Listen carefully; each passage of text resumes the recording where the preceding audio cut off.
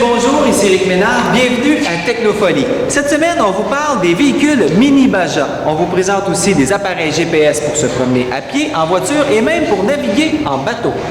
Qu'est-ce que c'est ça? Cher Éric, je te cherche partout, je ne peux te trouver, alors à toi de le faire. Latitude 45 59 22 nord, longitude 72 36 24 ouest. C'est intriguant ça?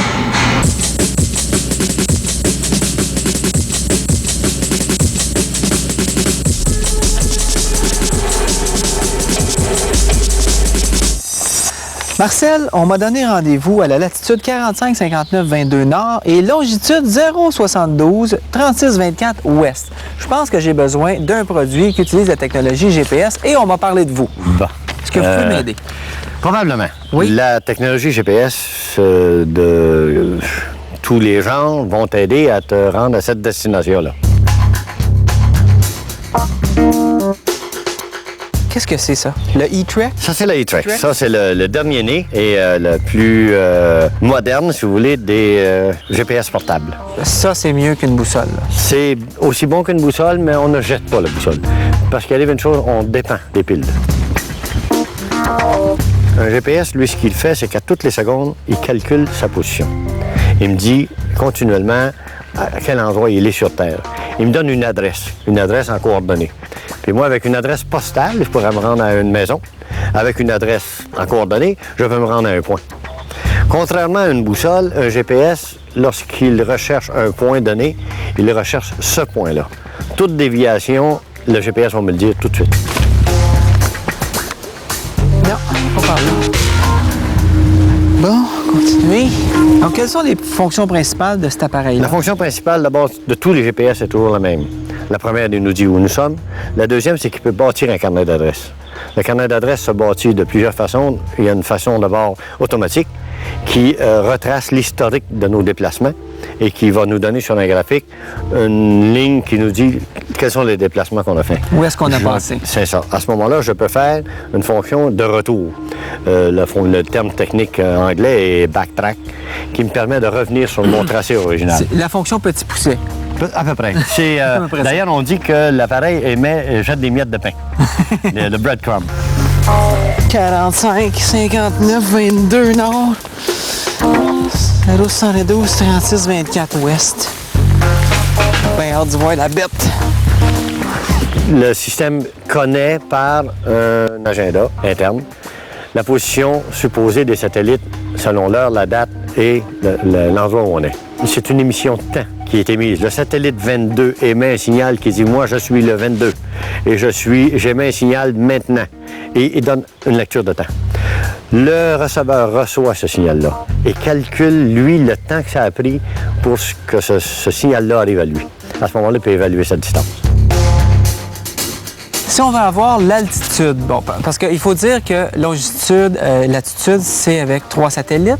3 satellites. Si on en ajoute un quatrième a une nous permet de naviguer en 3 dimensions, c'est-à-dire qu'il nous donne l'élévation.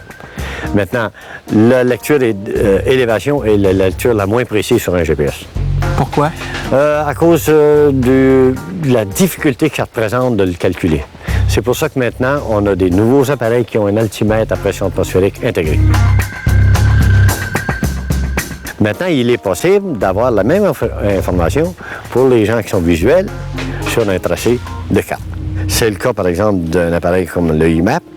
Le IMAP me donne sur une carte un petit icône qui me dit « Tu es là dans le moment ». Ça, c'est celui-là. C'est ça. Donc, c'est peut-être plus facile pour les personnes qui ne sont pas habituées avec ça? C'est plus facile, c'est plus visuel, mais ça aussi, c'est limite. Ça, c'est limite. Parce que ça permet, dans un appareil numérique, on peut intégrer d'autres options qui seraient difficiles à intégrer dans un cartographe. Oui, parce que celui-là, il y a un compas. Il y a un compas électronique, on a aussi un altimètre. Ce qu'il n'y a pas dans le. Ce qu'il n'y a pas dans celui-là. Les prix, ça vaut combien? À peu près le même prix, les deux, 350 $. Maintenant, il y a un petit frère à l'e-Track Summit, qui est le e-Track régulier, sans compas électronique, qui lui est moins que 200 $. Bon, ben, ça revoit tantôt.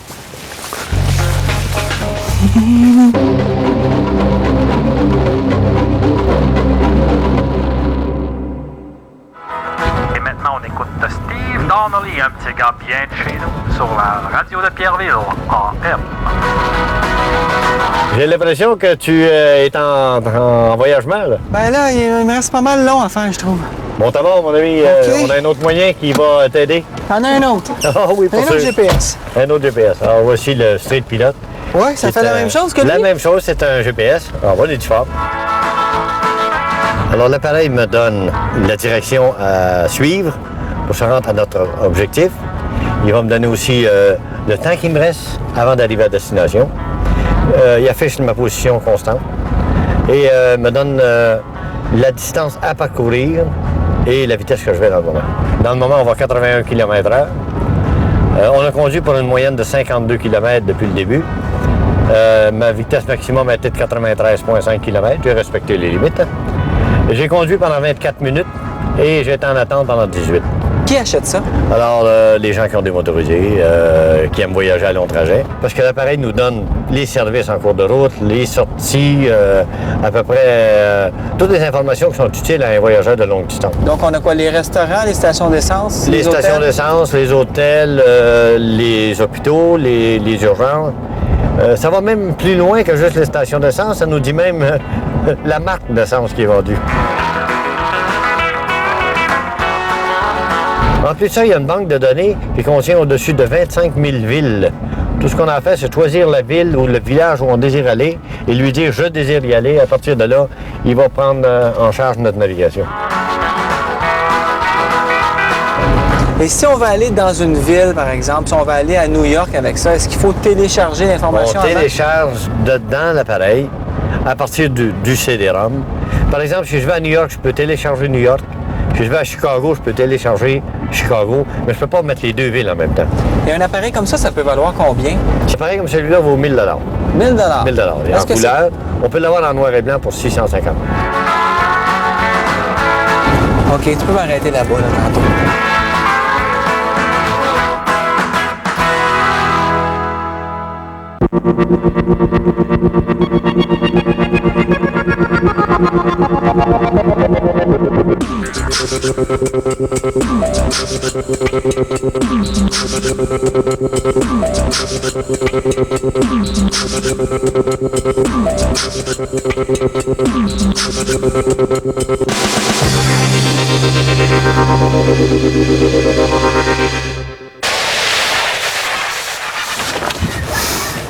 Ah non, hey, ça veut dire qu'il faut que j'aille par là-bas. Hey Marcel, as-tu quelque chose, un GPS pour l'eau, je sais pas? Ah, bon, d'abord, mon ami, j'ai l'objet tout indiqué. Bon, hey, toi, t'es équipé, Marcel. Putain, louche.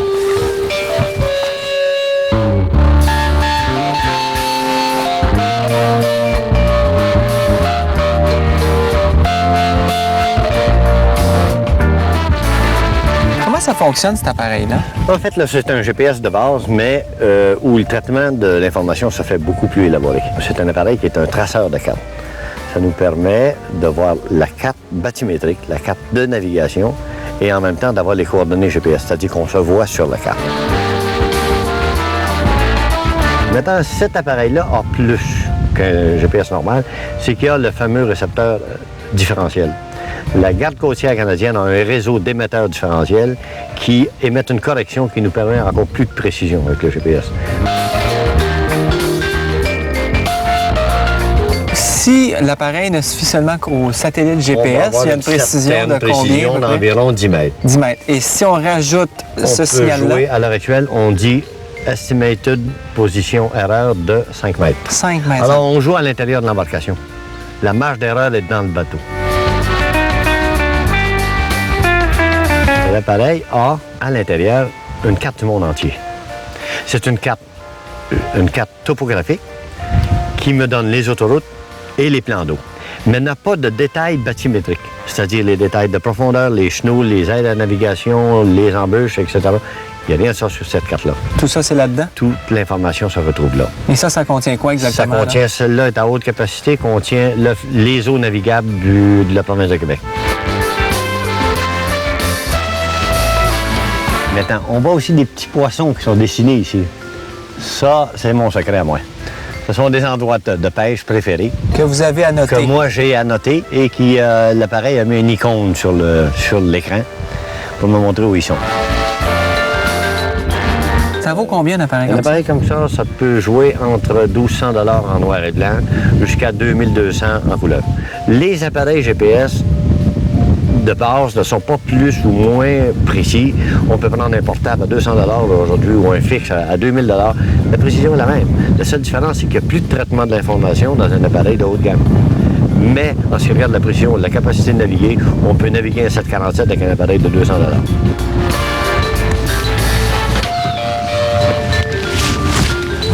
Merci Marcel! Au plaisir. Salut! À bientôt!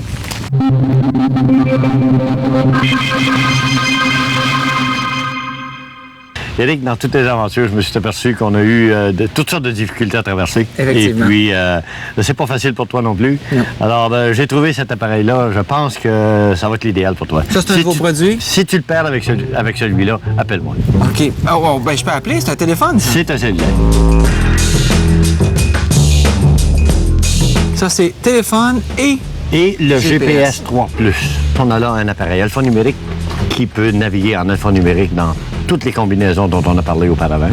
On a un appareil cartographe qui contient la carte des Amériques au complet. En plus, on a une banque de données qui contient le nom des villes d'Amérique du Nord et d'Amérique du Sud en banque de données, ce qui nous permet d'aller à n'importe quelle destination. Et tout ça, on ajoute à ça un cellulaire, mais c'est le cellulaire de haute gamme. Un cellulaire de haute Où gamme. on peut même mettre 3 numéros dedans. Un exemple, tu as un numéro à Montréal et tu voyages régulièrement à Chicago. Tu ne veux pas payer des frais d'interurbain. Quand tu es à Chicago, tu peux installer dedans un numéro de Chicago. Ce qui te permet d'être local aux deux endroits sans payer de frais d'interurbain lorsque tu veux t'en servir localement. Longitude, latitude. OK. Et quand vous dites suivre à la trace, qu'est-ce que ça fait? Bon, il y a 3 façons. La première, c'est le First Assist, qui est un service qui est donné aux États-Unis jusqu'à maintenant. On espère bien avoir au Canada très bientôt. Dans le cas d'une urgence, tu appuies sur le bouton 9, qui est en rouge, et immédiatement, un opérateur connaît l'endroit où tu es. Grâce au cellulaire. Et à ce moment-là, non seulement il connaît l'endroit où tu es, mais il va t'offrir de l'aide. Si tu ne réponds pas, il va envoyer un intervenant immédiatement. D'accord, ça c'est la première Ça, façon. c'est la première. La deuxième façon, c'est qu'on peut traquer d'un téléphone Navtalk à un autre. Tu peux transmettre ta position en tout temps à un autre Navtalk. Donc si jamais on se parle avec On se chacun... parle, d'appareil moi comme je ça. vais savoir où tu es en tout temps. Ça va afficher à l'écran ton endroit. Ouais, salut Marcel. Ouais, je suis rendu à la cantine du quai, là. Comment ça, tu le savais? Ah! Ben oui, j'avais oublié. Et la troisième façon, c'est de faire du tracking avec l'Internet. C'est qu'il y a sur l'Internet maintenant un fournisseur de services qui nous permet de traquer cet appareil-là en tout temps et de le voir sur l'écran. À ce moment-là, ça se fait avec des permissions et des codes d'accès. Ça vaut combien un appareil comme C'est ça? un appareil qui, on le donne. Vous le donnez? Oui, parce que le GPS 3+, sa valeur est d'environ 650 $ et le cellulaire est 650 $. Autrement dit, il n'y a pas de frais additionnels pour la fonction cellulaire. Maintenant, c'est votre serveur local qui va vous donner le service cellulaire. Enfin rendu, j'ai hâte de voir ça va être qui. Eric, c'est belle maman. On n'est pas venu souper dimanche, là. Tant qu'à ça, je vais aller me perdre.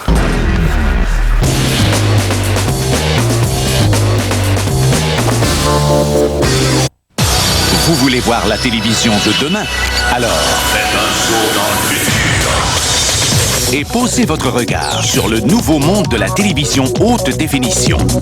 Elle est jusqu'à 900% plus claire que votre écran actuel. Et Future Shop tient toutes les marques reconnues comme cette télé Toshiba haute définition 50 pouces à seulement 3199 $. Alors, soyez de la partie et faites un saut maintenant. Future Shop, vous aimerez ce que votre futur vous réserve. Allez mon amour debout, I love you, I love you. Un sujet par jour, c'est pas évident, hein? Ah non. Ah, Jnéa. Oui? Je suis là, je m'assume. Ah, c'est bon, assume-toi, puis... Toi, Djoubou, maquille-toi. It's not unusual to be loved by anyone. It's not unusual. Ah, gueule. OK. 94.3 CKMF.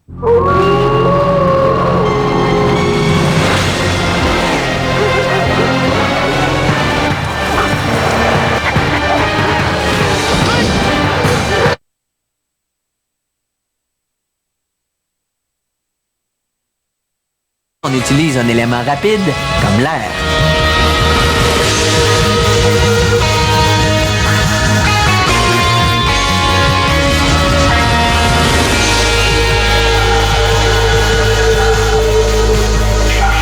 Je vous invite à écouter le Grand Test. Le Grand Test, dimanche 10h30 et 23h30. Quand on est en amour, là, on est hyper sensible. Une chance, il y en a pour toutes les sensibilités.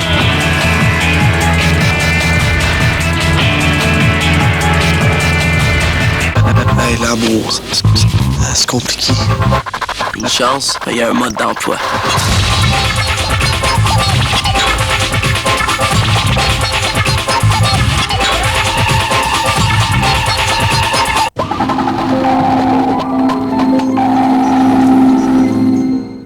Le sous-titrage de cette émission vous est présenté par la compagnie qui vous aide à faire des choix éclairés dans la jungle financière, Clarica, société d'investissement et d'assurance de personnes.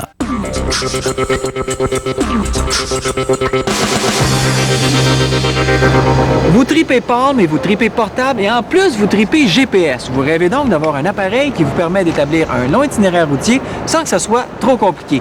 Eh bien, grâce au EarthMate, vous avez maintenant un appareil de géopositionnement par satellite qui tient dans le creux de la main.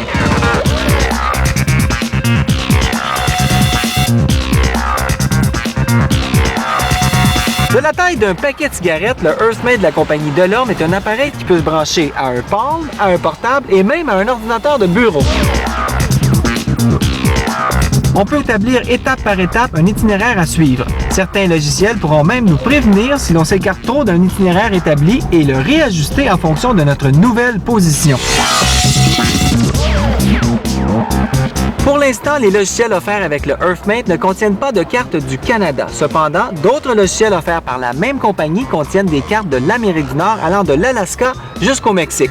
Sur ces cartes, on retrouve les principales artères, une liste des monuments à visiter, des restaurants, des hôtels et même des maisons de tourisme.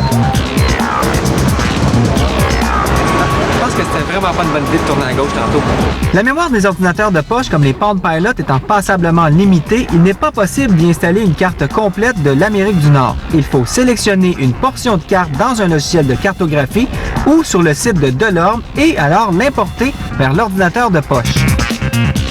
Ensuite, on n'aura qu'à brancher l'appareil sur le portable via un câble spécial et on pourra savoir en temps réel notre position sur le globe et on pourra même se voir grâce à la carte qu'on aura importée.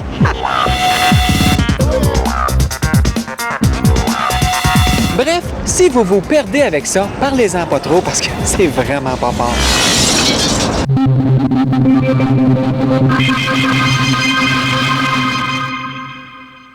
Depuis plusieurs années, les étudiants de l'École de technologie supérieure participent à une compétition interuniversitaire de construction de véhicules tout-terrain appelée les Mini-Baja. Cette année, ils sont même allés jusqu'à fabriquer une transmission spéciale qui pourrait peut-être équiper les voitures du futur. Nous les avons rencontrés dans leur atelier.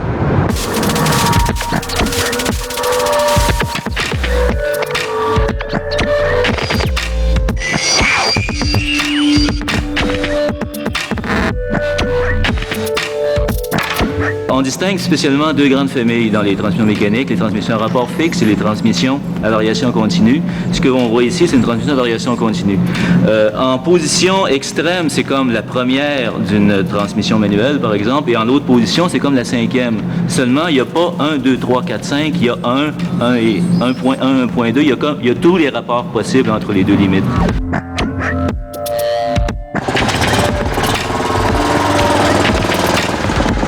On envoie une modélisation ici par prototypage rapide. Et comme on voit, la puissance se transmet entre le moteur... Le moteur serait ici. Le moteur serait là.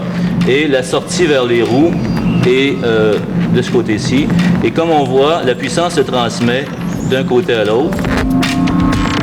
Et lorsqu'on incline les pièces bleues et vertes, soit les galets, comme on va le voir ici, lorsqu'on les incline, on change le point de contact entre les galets et les flasques toroïdales. Donc, on change le ratio de transmission. Au fur et à mesure que galets vont s'incliner. Ils vont aller vers l'extérieur ici, donc augmenter la vitesse des roues par rapport à la vitesse du moteur.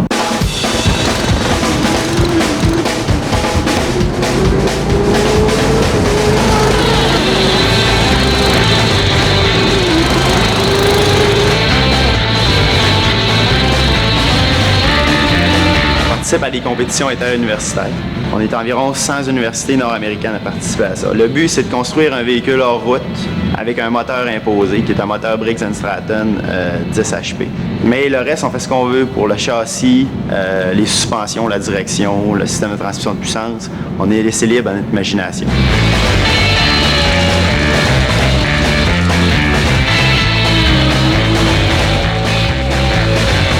Donc, je suppose que toi, tu penses que c'est la meilleure transmission au monde et ça a l'air assez spécial. Est-ce que l'industrie automobile s'y intéresse? Oui, Nissan met sur le marché un véhicule, un de ces véhicules haut de gamme qui est équipé d'un système à peu près analogue. C'est pas tout à fait pareil, mais c'est basé sur le même principe. Et ça n'existait pas auparavant. C'est l'ETS qui a pensé à ça. Non, malheureusement pas. On a manqué le brevet. On a manqué le brevet, c'est-à-dire que le principe de base a été breveté il y a plus de 100 ans. Ah oui. Seulement, ça a été appliqué d'abord à des transmissions industrielles. Bref, elle rejoint le mieux des deux mondes, soit l'efficacité des transmissions manuelles ou des transmissions à engrenage avec l'utilisation des régimes moteurs des transmissions à variation continue.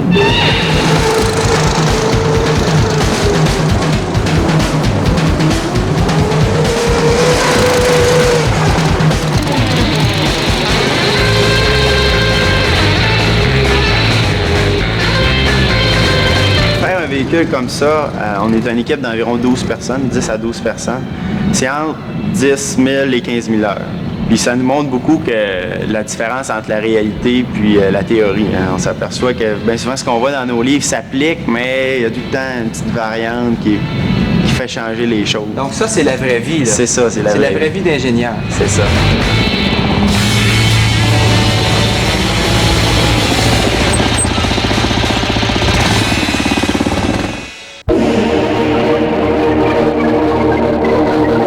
Peut-être déjà arrivé de renverser du liquide sur votre clavier d'ordinateur. Eh bien, que ce soit du café ou encore un quart de tasse de sucre, le résultat est le même. Soit le clavier est en panne jusqu'à ce qu'il sèche, ou bien il est bon pour les poubelles. Eh bien, aujourd'hui, nous vous présentons un clavier flexible entièrement résistant à l'eau et aux poussières.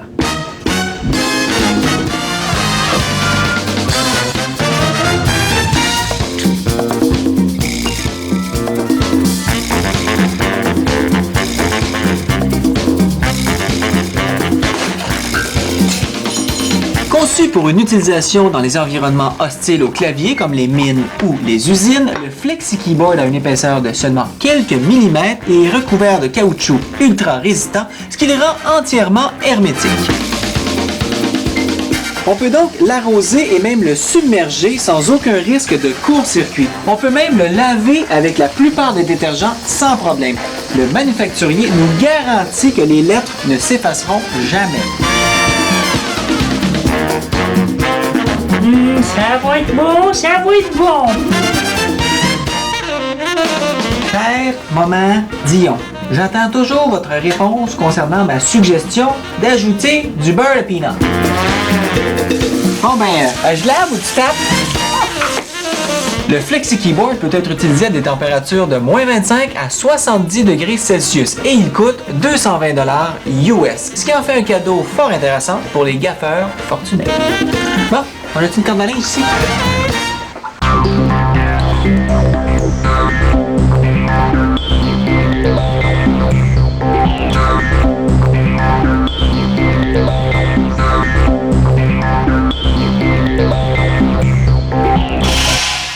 Eh bien voilà, c'est déjà tout pour Technofolie cette semaine. J'espère que l'émission vous a plu et je vous invite à nous revenir la semaine prochaine. On aura plein d'autres gadgets pour vous. Merci, bonne semaine, salut!